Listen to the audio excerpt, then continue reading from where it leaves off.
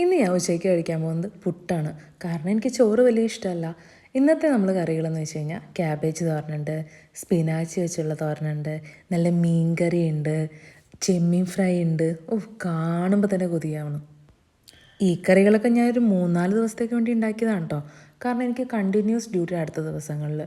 അപ്പോൾ കുക്ക് ചെയ്യാൻ ടൈമില്ല. ഡ്യൂട്ടി കഴിയുന്നു, വീട്ടിൽ വരുന്നു, ചൂടാക്കി കഴിക്കുന്നു. അത്യാവശ്യം വിദേശത്ത് ജോലി ചെയ്യുന്ന ആളുകളൊക്കെ എല്ലാം ഏകദേശം ഇതുപോലെയൊക്കെ തന്നെയാണ് ഫുഡ് ഉണ്ടാക്കി കഴിക്കണേ. ഇത്രയും മണിക്കൂറുകൾ ഷിഫ്റ്റുള്ള ഡ്യൂട്ടി കഴിഞ്ഞ് നമ്മൾ വീട്ടിലെത്തുമ്പോൾ അത്യാവശ്യം ടയേർഡായിരിക്കും. പിന്നെ ഫുഡ് വെക്കാനൊന്നും സമയമേ ഇല്ല. അപ്പോൾ നേരത്തെ ഫുഡ് ഉണ്ടാക്കി വെച്ചിട്ടുണ്ടെങ്കിൽ നമുക്കത് ജസ്റ്റ് ചൂടാക്കി കഴിച്ചാൽ മതിയല്ലോ. അപ്പോൾ എല്ലാ പ്രാവശ്യത്തും പോലെ തന്നെ നല്ലൊരു മലയാളം മൂവി കണ്ട് ഈ ഫുഡ് ഞാൻ കഴിച്ചു. ആഹാ, ഒട്ടുക്കത്തെ ടേസ്റ്റ് ആയിരുന്നു എല്ലാത്തിനും.